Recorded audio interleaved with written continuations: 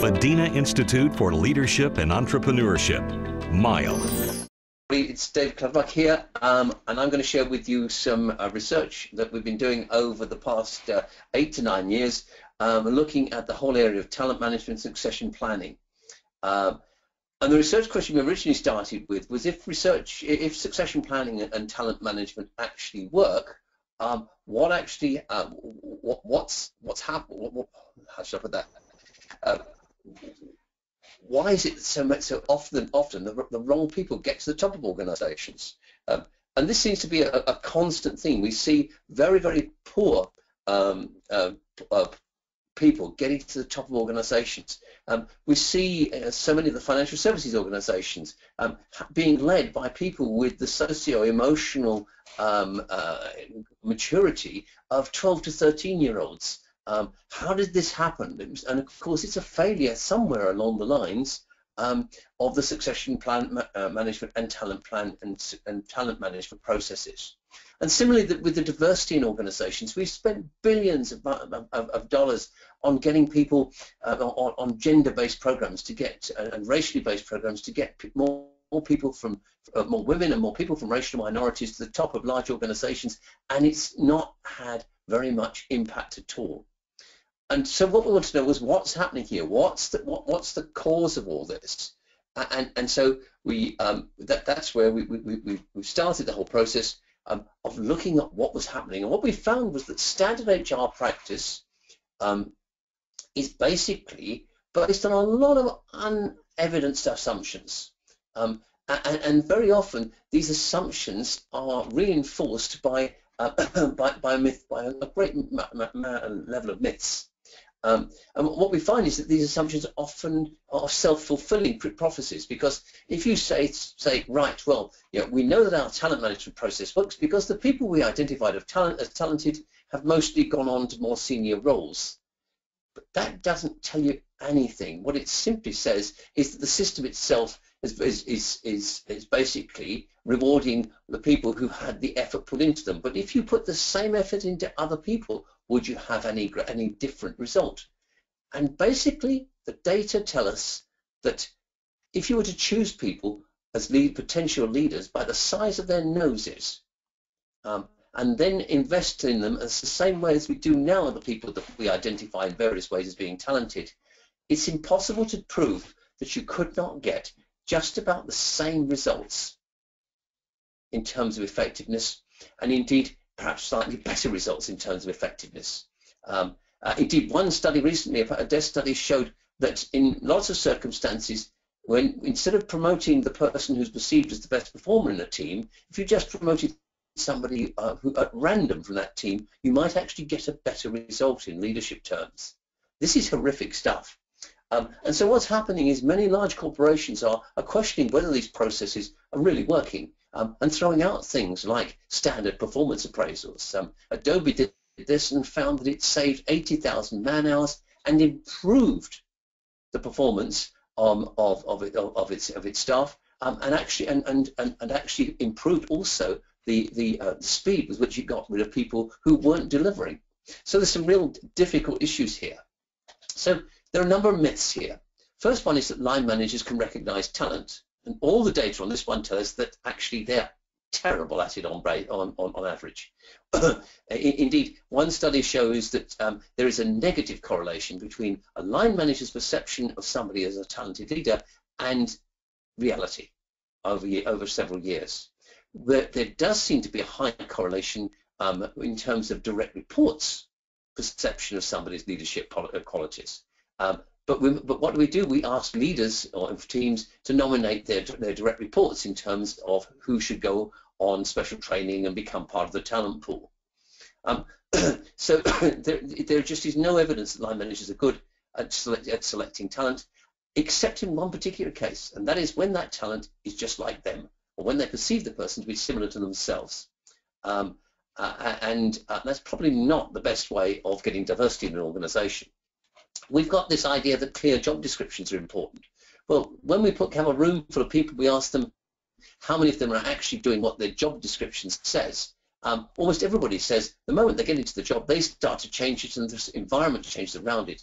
that the job is constantly evolving. Clear job descriptions actually make it more difficult for an organization to be agile. High performance in one role doesn't indicate high performance in another. And indeed, a study of star performers in organizations in New York found that people moving from one company to another who were star performers took up to 5 years to become star performers in the other company, if they ever did, because a large part of that star performance was dependent upon the system, the networks and the environment in which they were working. Put them in another environment and they weren't star performers. We also find that people think you've got to know precisely who's going to step into each key role. Well, firstly, the key roles keep changing. UBS found that when it investigated, that each year it needed to redesignate which roles really were the critical roles for the company by a third. So we need to change a third of them every year. And what we constantly find is people think that they've got people lined up for these roles. One organization said it had got more than 4 people lined up for every critical role. But when they really investigated, they found it was less than 1, because it was the same people over and over again, and also because those people, many of them, wouldn't take the roles if they were offered to them. So there's a lot of big issues here around the myths that we carry around that aren't substantiated by the evidence. We call a lot of the HR processes now, we call it Bling, because it glitters but doesn't actually do anything. What we're finding is actually charts, grids, and appraisals, they provide a veneer of control, but actually they don't control anything, and they may be part of the problem, not part of the solution. So let's look at some of the terms we use. Talent, leadership, talent management, succession planning, performance, potential. These are words which we bandy around. And when we ask people in HR, when we ask leaders what they mean by these terms, we get a whole variety of different explanations and different definitions, even within the same organization.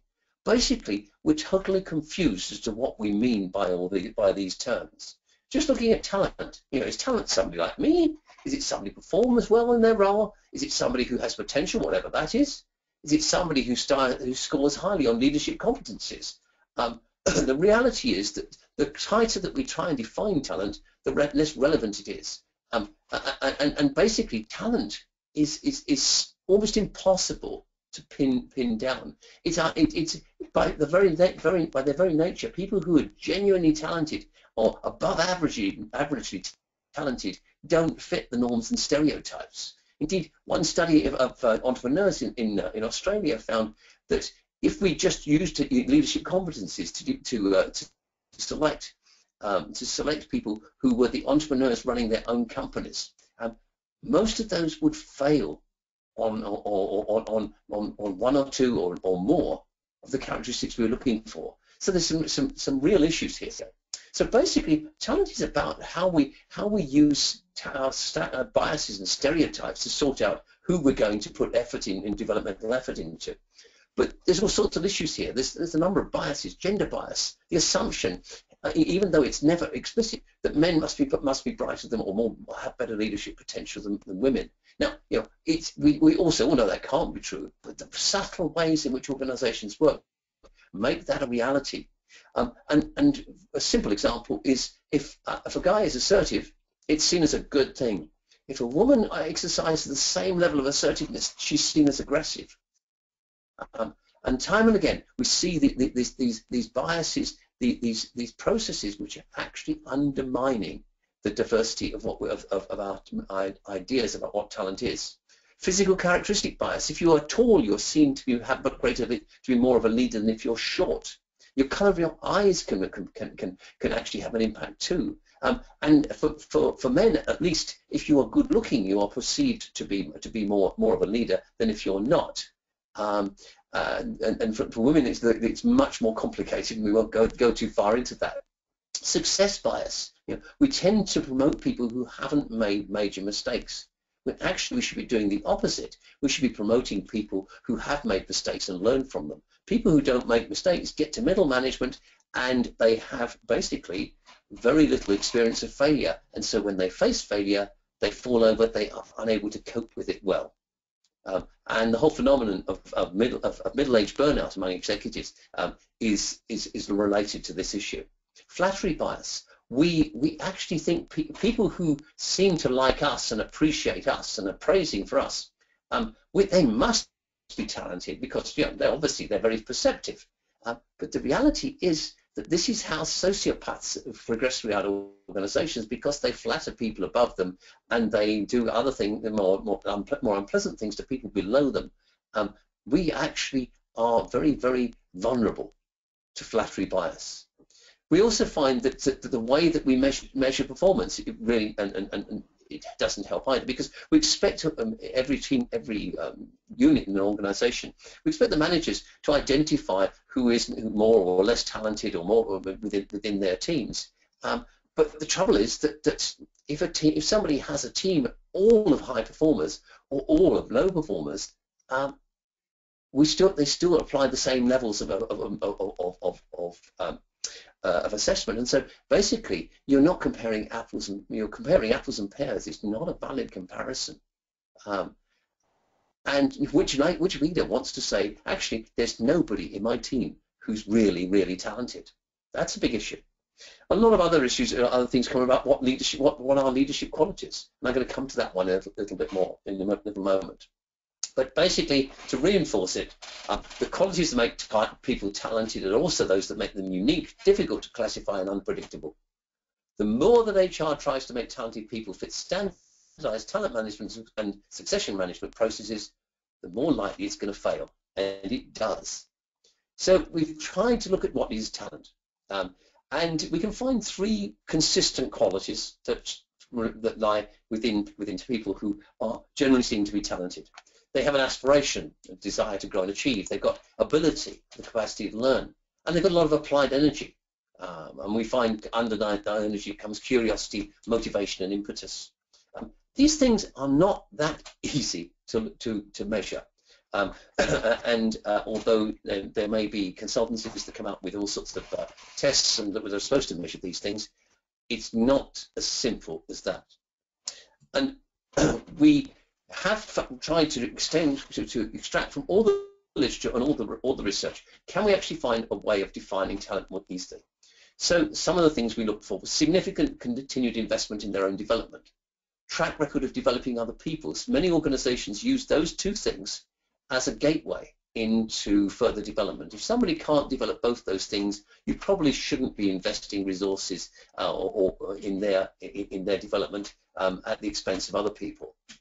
The ambition to achieve greater responsibilities. This is a two-edged sword.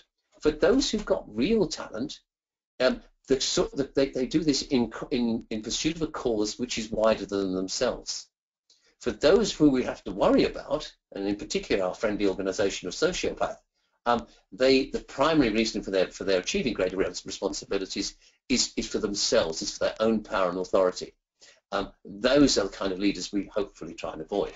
And a high motivation and ability to learn keeps coming through in all the research. So we can sort of get a talent, but we can't. It's not very easy to measure. What's leadership? We don't know. There are hundreds. I'm told there are nearly 1 million books over the years on leadership. It's quite probable that's true. But leadership keeps changing. And in the studies of leadership, we find internationally, we find that the perception of what is a good leader actually varies from culture to culture. So how do we get to it? We find it very difficult. And leadership is contextual. The kind of leader that's needed in one situation, say a startup of an organization, is not the kind of leader that's needed to take it through other later stages of its growth and maturation. It simply isn't possible to get a generic description of what a leadership is. Succession planning too. Well, we've searched up and down trying to find really succinct and valid definitions of succession planning, and these are the 2 aspects that we find. So it's a systematic process, and if it's not systematic, it's not going to work. For placing the right people in the right roles for the right period and with the right support. Now, I'm just going to come back to this issue about the right period. HR spends enormous amounts of time trying to get the right person in the right role, but it doesn't then look at how the job evolves. And what we find is that somebody might well fit a role very well, and then 6 months later the needs of that job begin to diverge from the talents that they bring to it, the strengths that they bring to it. And as that divergence gets greater, we try and performance management them. And instead, we turn this very, very effective person to begin with into a failure because we are not adjusting the job roles that they have according to what's happening in the job that they hold. The job itself becomes the limiter of what they can achieve. Whereas what we should be doing is looking very, very deeply at each job role as it evolves and as the person within it evolves, and looking at this as a dynamic process. This is not normally happening.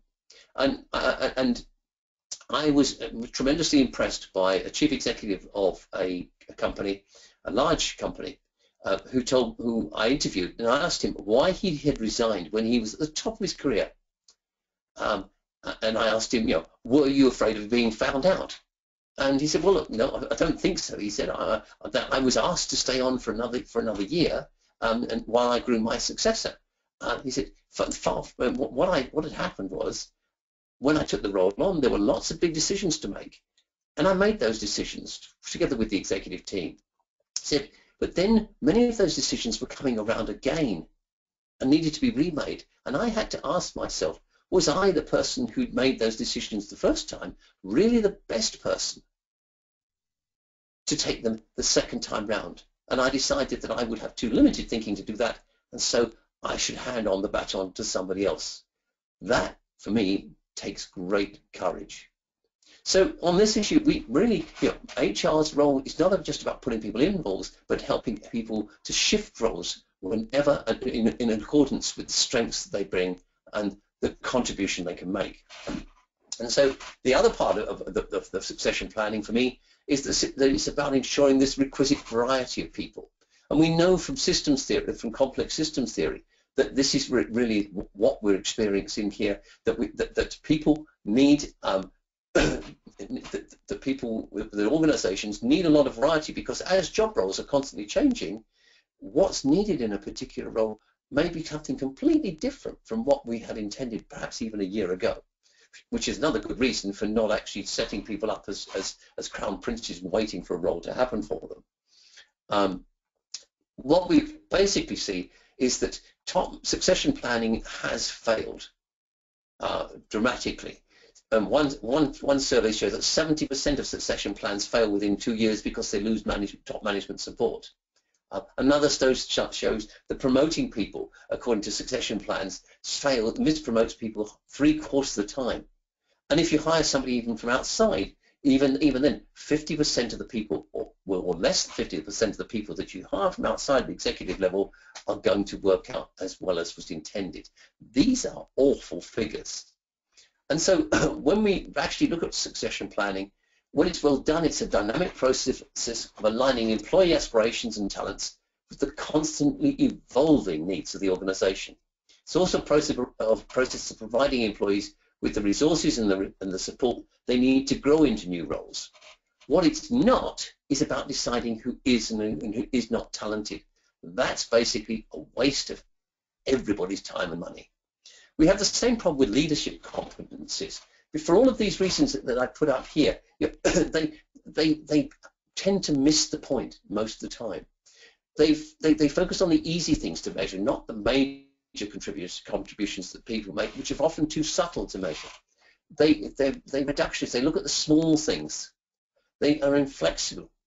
They actually they're based on the myth that the people who carry out the same role will all have the same skills. This is demonstrably not true in every form of human endeavor. There are very few characteristics that you can identify which are fundamental to that role. People actually succeed by bringing their strengths, and how they apply those strengths with those different strengths is how they become effective leaders. We know that concentrating on fixing people's weaknesses isn't actually very effective. It's much better to concentrate on using people's strengths and compensating for their weaknesses with the team around them. And of course, competencies always look backwards rather than forward. One HR director said to me, our competency framework were based on a bunch of guys, all of whom from the same educational background, the same class and so forth, 15 years ago. She said, it's hardly surprising, and these are all men, and it's hardly surprising that she was the only woman in the top 30.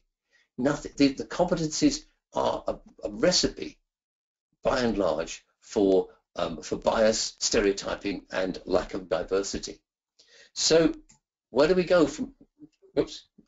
So can we measure potential? That's the next thing. But the answer is no. Again, we can't. We don't know what potential is. All of the data that we have says that to try and predict somebody's potential is at best, and you might just like flipping a coin, and that's because people have got to be in the job for you to just really see whether it works. Even the assessment process assessment processes we use don't really work very well. Daniel Kahneman, in his book Thinking Fast, Thinking Slow, describes what actually happened when they measured in the Israeli army the results of their assessments of people's leadership abilities, and found there was no correlation in the real workplace with anything that they'd done in the assessment centres. Now, we did come up from our researches with a definition of potential, which you can see it's ambition plus learning orientation and maturity plus self-awareness minus fatal flaws. We've not found anybody who can actually measure this in a meaningful way, and we probably never will. So basically, the only accurate way to determine potential is to prepare somebody for a role and see how they perform in it for real. So that means letting them act up to a role, for example, for a period when somebody's away, or being on a project team where they have an opportunity to demonstrate some skills in those areas. But just saying you have the potential to move up into the next role is not how it works. And so we can also not measure performance. Not really. We think we can, but look at some of the problems. Are the goals shared or individual? We're finding increasingly that in today's complex organizations, it's very difficult to distinguish between what the individual has done and what the team has done, or the system around them. The goals that we set tend to be very often very simplistic and not measure half of what somebody does, particularly if they spend a lot of time developing or supporting other people, for example. Who judges performance and how? Again, the data tell us that people are better very often at judging their own performance than their bosses are judging it. Now, there's a lot of issues around this, but clearly there's some real problems. And we've already talked about star performance is highly contextual, which means that the big tool, one of the big tools that we have in HR, the 9-box grid, which measures potential versus performance, is flawed from every direction.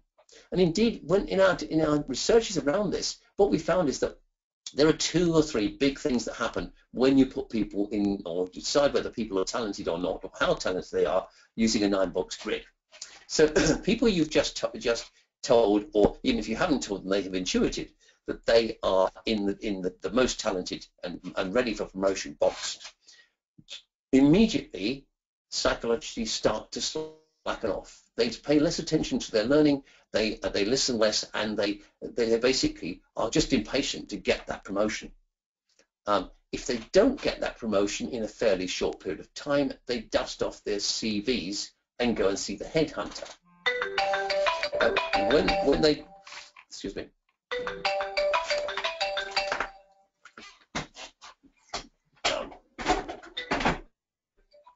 So when they go to the headhunter, they've already been joined by the people who were put into the bottom levels, who, when they saw that the organisation didn't value their talents, also dusted off their CVs and went and decided, I'm going to move on. So what the 9-box grid does is basically create a real machine for making people move on, for the loss of talent. It's probably the biggest contributor to the loss of talent that an organisation can install. So the problem, if we put it in the broad perspective, is that most of these systems that HR uses are simple linear systems. They basically work on the assumption you put the money in the slot, you press the buttons, and out comes the leader that you need. But the real world doesn't work like that. People and organizations comprise complex adaptive systems. They're constantly evolving and constantly finding new ways of working, or new ways of working together. They are complex. and they are therefore impossible to control. And if you do try to control them, you usually get opposite results from what you want. The whole premise that HR can deliver the results by controlling what goes on in talent management and succession planning is deeply flawed. Some of the language we use it actually adds to the problem. We talk about talent pools, but we associate pools with being shallow and stagnant. Basically, what the language of talent pools makes us happy to or content to just say, right, we've identified our talent now. We can leave that project or that task alone for the next 6 months, a year, or 2 years even.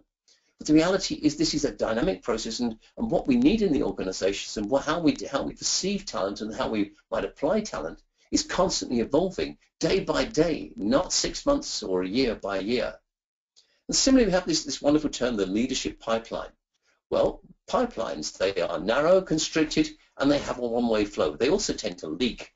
And what the pipeline metaphor does is make us think of linear processes. People take on a tram line and they follow it through, and they don't actually look to the side of them, the opportunities that would enable them to advance and to grow beyond this succession, step by step, through dead people's shoes. It isn't very healthy. It doesn't allow the organization to be agile. It's a fairly rigid process overall. So what we've looked at is a completely different metaphor, and that's the wave. When a wave moves through the water, the water itself doesn't actually move very far. It just goes up and down. It's the energy that moves through the water and creates the wave. And this is really what we need to be doing in organizations. We need to be harnessing the energy that's around us, and actually helping these people. Instead of trying to identify talent, we need to be enabling talent to identify itself and put itself forward and to grow itself, and we need to be there to support them. And what we've found with that is that when organizations are doing this, 4 critical dialogues happen. And it really is a process of helping people to have the conversations that they need in order to make talent management and succession planning work more effectively on its own rather than being managed. The first of these conversations is the internal dialogue. It's what happens in the mind of the employee. Who am I? Where am I going? What do I want out of my career? What are my values? How do I link my values with the opportunities within this organization? The second one is the dialogue with key stakeholders, but particularly their boss. And the line manager's role in helping people think through their careers and identify opportunities to grow them so that they are flexible and can slot into a wider range of potential opportunities in future years. And then there's the dialogue that happens generally between the organization and its employees, but particularly its talented employees generally. So how do you share the potential opportunities, strategic career opportunities that might be available for people? And how do you really get to understand how you can understand that their aspirations and their strengths, which they don't reveal through the job that they're doing at the moment? And how do you put that together to create new possibilities? Can you actually get the strategic process in the planning process in the organization, particularly the people planning organizations and the planning processes in the organization, can you get those to be even driven the employees themselves by the talent in the organization rather than by HR, or make it a collaborative endeavor? And that's the kind of dialogue that we're beginning to see in a variety of organizations. The last one is about the dialogue between the social networks of the employees and the social networks of the organization. What we're finding is that the key to identifying future leadership talent often lies in the people who are taking part in virtual leadership already and demonstrating what they can do. And they could be at any level of the organization. I'm going to come to that in a while. So the first conversation is the people who are talented need to understand the formal and informal structures, the implicit and explicit structures in the organization, how strategies created and implemented, a variety of other things. But essentially, they need help to understand what's going on in the organization so that they can align their own aspirations with those things. And HR can help with all this by taking more risks with people, by actually by actually taking roles and putting people in them who may not be the obvious choice. Particularly outlier employees, people who don't actually conform to the competencies, but have real strengths that can be compensated for by having a team around them with compensatory skills. And there's all this balance of, do we put people in because they have expertise, or because they have a position? Well, maybe we need to get a little bit better. We tend to put people in because of their position.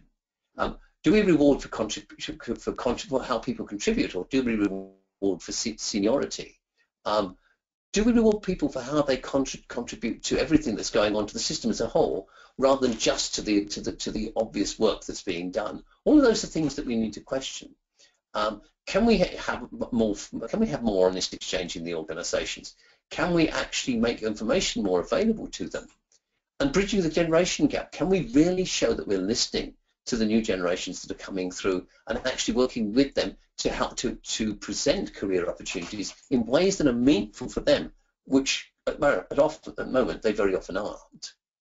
And then for the line manager, where does developing others come on the manager's shopping list or priority list? Very often, frequently, it's very low. This issue of learn, exploit, coast, this is a tool we found really helpful. When people look at their job roles, consciously or unconsciously, they categorize them into these three areas. Learn is where you're doing things that are really stretching you intellectually, and they're growing your understanding and your ability. Exploit is where you're applying that learning to new situations, so there's still a little bit of learning going on, but not as intensity. And coast is where you're doing things where there's no learning content at all. What emerges from our data is that actually, when people have a balance in their work of learn, exploit, coast, which is what they need and want, then they are more likely to remain in that job role. If they have a large gap in terms of what they want, in terms of the balance between those three areas, then they are probably thinking of quitting. So part of the role for the line manager is to work out where are people on that spectrum, in that balance, and make adjustments in what they do and how they do it to accommodate them and therefore to retain them. We've seen lots of examples of creating a talent factory. So how do you actually make an environment where you lose people because they become so good, but that means that other people who are also very good are desperate to come and work for you? This kind of suction effect is something that's been demonstrated many times over and actually creates very high-performing teams. And we've also seen the work team is the core of creating a coaching culture and helping line managers to think about how do they create a coaching culture in their team where everybody takes responsibility for everybody else's learning, and that includes the team itself taking partial responsibility for the learning that the line manager takes as well. So there's a whole variety of issues here. In the third conversation, the one between the organization and employees generally, all of these things, I'm not going to go through them all for time, but you can see how there's lots of things that you can do. Giving people time and space to follow their own interests. Having reverse mentoring programs, which help to link leaders with emerging talent. Value people who will transform roles rather than people who will step into a role and just perform it. Much bigger and much more important question. And so here are some of the ways that we might, the two different ways that we might look at succession. So typically, what we'll be thinking in terms of succession planning is this person ready for promotion? Who could fill the role in 6 months' time? Which box do they belong in? And what's the stretch role for them? Whereas what we perhaps should be looking at is what would allow this person to contribute and learn more where they are? Why do we need this role? Is it time to rethink the role completely? Why would anybody that talented stay here? What will they leave behind in the current role? So often we find that the person who's been promoted has left a total mess. And particularly, again, we come back to this friendly organization or sociopath. And that's why some organizations now have a legacy audit where you go back into a team after the leader has been out 3 months and see what did they really leave behind. And this gives you a much more accurate measure of this person for the future. So employees want to know a whole range of things about the organization. Well, particularly where the opportunities are, what track record is going to be valued. How long should you stay in a job role? What does talent really look like in this organization? Fairly basic things, but very rarely shared with employees. And similarly, the organization wants to know who's genuinely ambitious. What kind of roles do they aspire to? What kind of learning experience they want to gain, and how do they want to do it? In what circumstances? How do they view the psychological contract? Do they view it as fair or as unfair? What barriers do they think the organization puts in the way of their advancement? This is particularly important when we're talking in terms of gender and racial minorities. And the last conversation, the one in the social networks. Basically, if we create online platforms where people, through intranets and whatever, where people can interact more and share problems and share ideas, this begins to create a place where leadership qualities can ferment and grow. Obviously, you go and control them, and you may need to train people to network better, to use them better. But the virtual leaders are starting to emerge from here. And what we're basically seeing is that this social network, the dialogue that's happening here, is about distributed leadership. And leadership is basically composed of, online, of 3 basic activities or roles. Somebody identifies things that need to be dealt with. Somebody else comes up with creating the viable solutions. And somebody else finds and manages the resources to make the changes happen. Now, intriguingly, these 3 roles can all be carried out at any level in the organization. And what's happening in organizations where these dialogues have really taken off is that leaders at any point can share a concern and ask for collaboration from people at any point in the anywhere else in the organization. Or somebody at a low level can raise an issue and a leader will pick it up and encourage them to pull together the resources of other people to create some impetus for change. So what we're seeing here is that we're getting a very different view of leadership. And the more that somebody participates, the better they're able to contribute to these discussions, the better they're being prepared for leadership in the future. And so what I've done is to demolish a lot of HR practice, but also create a different model for how we might actually do it in a very different way. And to summarize, to bring it all to a conclusion, what does it all mean for HR? Well, the good news is you don't have to throw out all the HR bling. It can be used, but it needs to be used in a much more intelligent way. So it's about stimulating developmental conversations. It's not about making judgment on who is or who isn't talented, for example. And so the 9-box grid, when it's given to people and they're asked to go and gather the data themselves and think about what that data says to them, for them, and how they might want to focus on their own development, can be extremely valuable when it's done something that is done for them or with them rather than something done to them. And this means that we do have opportunities. We can, as HR, let go of trying to control talent and enable it, release its energy.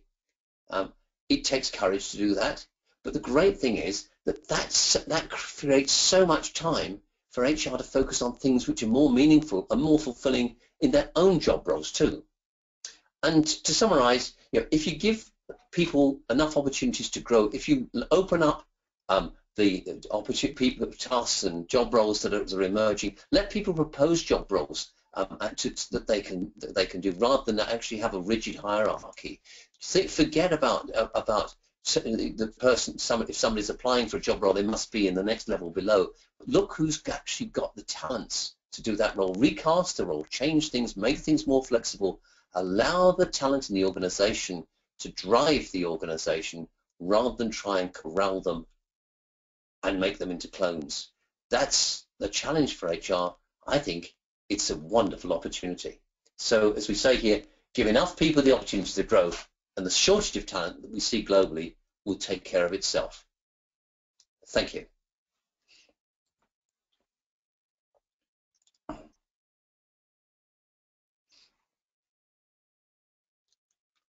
Okay. Do you want to go to questions?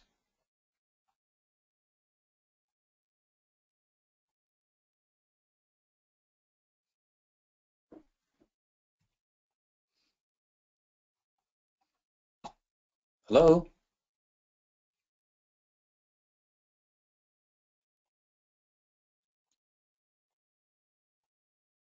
Hello?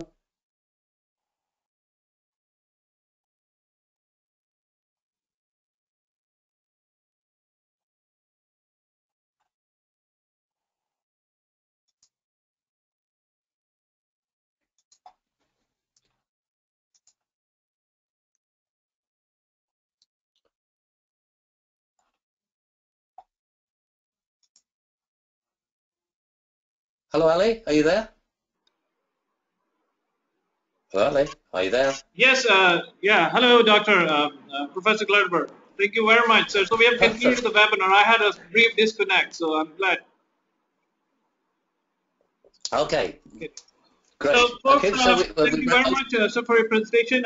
We are now open for the question and answers. If you have any questions, you can put it in the question box, or you could raise your hand. There's a hand icon available on the webinar console. So please raise your hand and you will be able to talk to Professor Clutterbuck. Let me go to the question box, and now there are a couple of questions already posted. First one from Mr. Raju Prasad. The question is, what is your view about succession planning practice in context of Middle East? Okay. I think it's very complex in the Middle East because there are all sorts of issues relating to what we would call indigenization, so the transfer from expatriates to local people of key roles within an organization. So that creates greater complications, but I think it also means that we need to have a more systemic approach to doing that. The linear approaches have slowed the whole process up. So how do we actually enable people who are really talented to break through the bureaucracy of the systems that we've created? And I know some of the work that I've done with organizations within Middle East countries. There is a great deal of frustration about people who have really good ideas and who want to be able to implement those ideas, but there isn't a system that allows them to take part in those three in those three areas of leadership, of identifying issues, identifying solutions, and then implementing them. They might identify an issue and they might have a solution for it, but it's very difficult for them to break through and actually have some ownership from above, or somebody saying, Rich, yes, that's great, you run with that, you try that out, and we'll demonstrate what you can do. I think we need to move into that mode of operations quite rapidly to cope with many of the changes that we're seeing.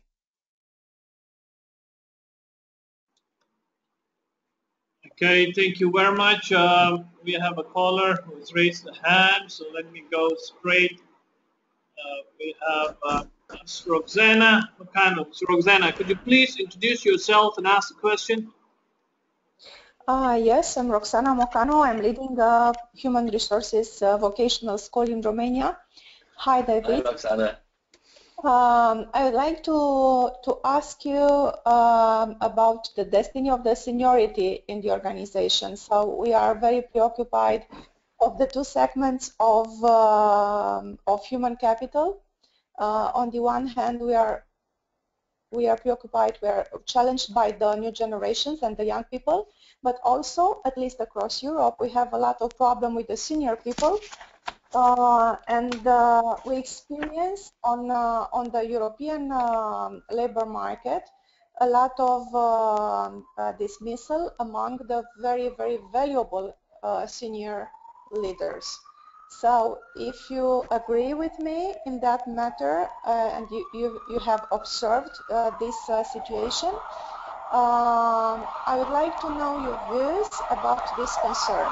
What will be the destiny of the senior generation in the organizations? I think we tend to we have two kinds of people at very senior levels. We have those who retain their youthfulness, their curiosity, and their energy, and those who basically are sitting out and waiting for retirement. And the first of these are wonderful to work with, because if you give them opportunities, they can deliver as much and more as younger generations, more because they are wiser and smarter very often, because they've learned ways of doing things, but they often don't have the authority to do things, or they don't have the support mechanism that they need. So, but the others, the ones for whom they're just waiting out for retirement, there's not very much that we can do with them. And so it's a case of identifying which category does somebody belong to. And rather than try and do that from externally, is to give people opportunities to do things and say, look, would you like to actually take on a mentoring role? Would you like to lead a project team on this or that matter? And if we link the young people with the old people, what we find is that the old people get enthused and want to take part in things, and they basically start to contribute a lot more because they're able to draw on that youthful enthusiasm, and their natural curiosity reasserts itself. So I think we need much more to create partnerships between people at different levels in the organization, and whether these are coaching or mentoring, or they're action learning sets, or whether they're project teams, all of these mechanisms are fantastic. The more intergenerational dialogue we can have, the more dynamic an organization will be. Thank you very much. Thank you, Roxana, for the question. Let me move to another caller we have. Roxana, do you have any supplementary question, or is it good? Yes, another question is a technical one. As I'm leading a human resources practitioner school, I would like to know what are the new tools, because you mentioned 9 grades, and I have the same feeling with you that I would prefer to die before to push people in boxes.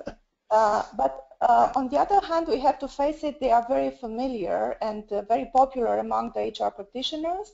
Not to mention they are popular in the on the leadership and executive boards. So if we have to replace it, and this is the conclusion I draw from your webinar, what do you consider will be the new tools, and how easy will be for the HR practitioner to assimilate, to learn how to use the new tools, which are appropriate for the talent wave?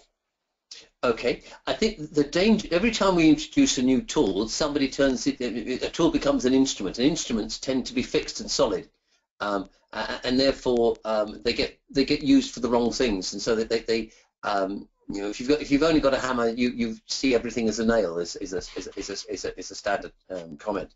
So I think we have to be careful about creating rigid tools, but if the point of a tool is to help somebody have better dialogue, then the kind of tools that are emerging are tools that help people think things through. So tools of reflective practice, you know, tools to help people just stop and think.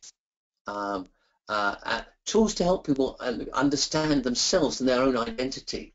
These are the kind of things that we're seeing. So when somebody understands who they are, then they can understand what their life purpose is, and therefore, and when they understand what their life purpose is, they can relate. They can start to think about what their career purpose is, and what they want to achieve in relation to the organisation they work with. So these are the kind of tools that we're seeing. Some are tools very simple, tools for dreaming, you know, helping people actually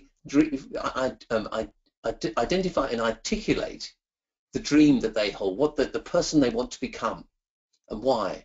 these are simple tools, and when an organization knows what it wants to become and the people within it know where they want to become, suddenly you've got a tremendous powerhouse.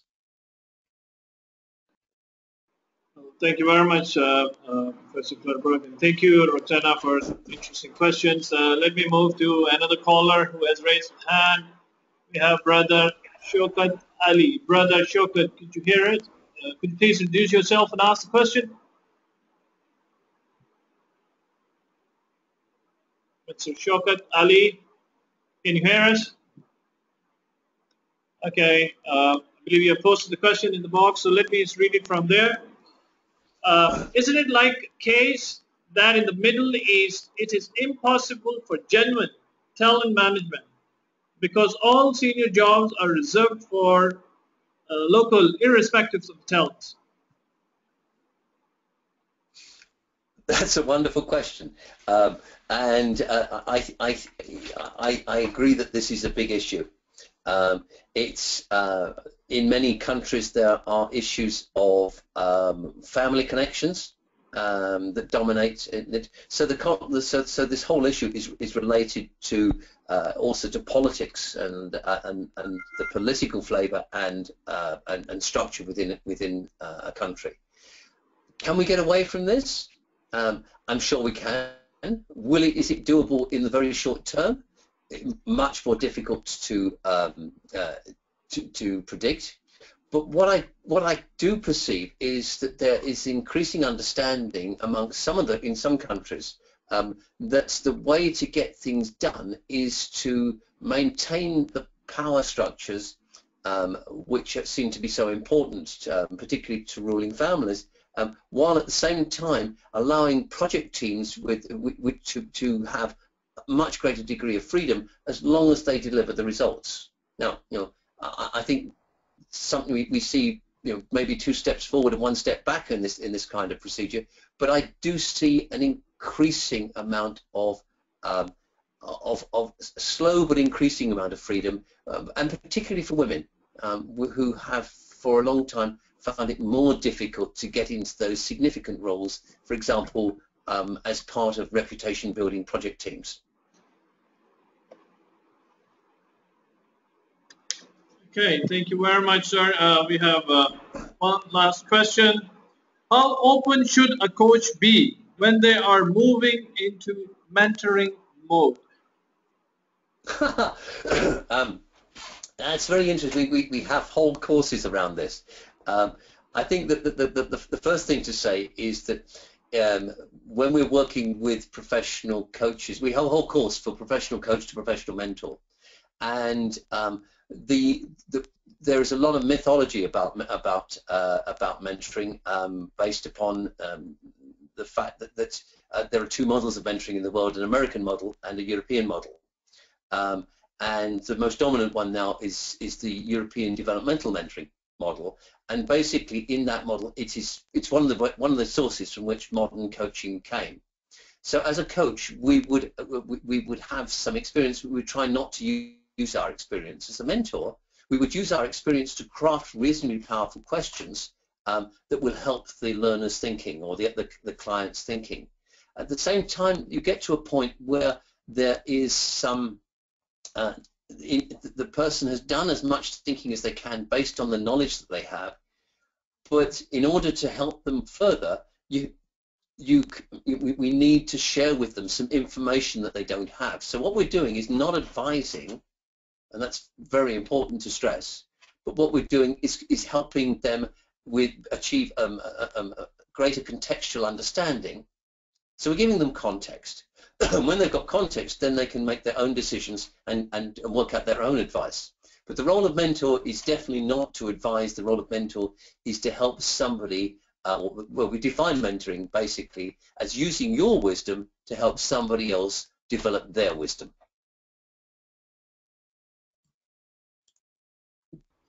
Well, thank you very much, Professor Clutterbuck, for a very interesting presentation, sir. Any concluding remarks that you would like to give as we are really nearing towards the end of the time? So please go ahead. Okay. The last thing I'd simply like to say is that most of what I have to say is is basically saying, well, why we've been doing all these things that don't really contribute to the building of a solid and flexible and dynamic talent pool, or talent wave, as we would prefer to call it now. And it may sound a pessimistic message, but I think I'm very, very optimistic. When I started talking about these issues 5-6 years ago, a lot of people were terrified and said, oh, hang on, you're undermining everything we do as HR practitioners. And now, in recent years, what we find is the vast majority of people say, yes, we do need to manage these things, and this gives us, as HR, the freedom to do what we know we should be doing. I think it's a major transition point for HR, and now it's wonderful to see so many people and organisations embracing the idea that actually less control is more results. Okay, thank you very much, and that really brings us towards the end of the webinar. I really want to thank you, Professor David Clutterbuck, on behalf of the Madinah Institute for Leadership and Entrepreneurship, for your valuable time and for giving us your precious time for this live webinar. So thank you very much, sir. Thank you all of those. Thank you, everybody. Thank you all of those who participated in this webinar. We are recording it. It will be uploaded on Mile Community, so please stay tuned to Mile webinars at webinar.mile.org. With that note, I would like to conclude this webinar. So you all have a good day, good afternoon, good evening, wherever you're calling from. Assalamu alaikum wa rahmatullahi wa barakatuh. Madinah Institute for Leadership and Entrepreneurship, MILE.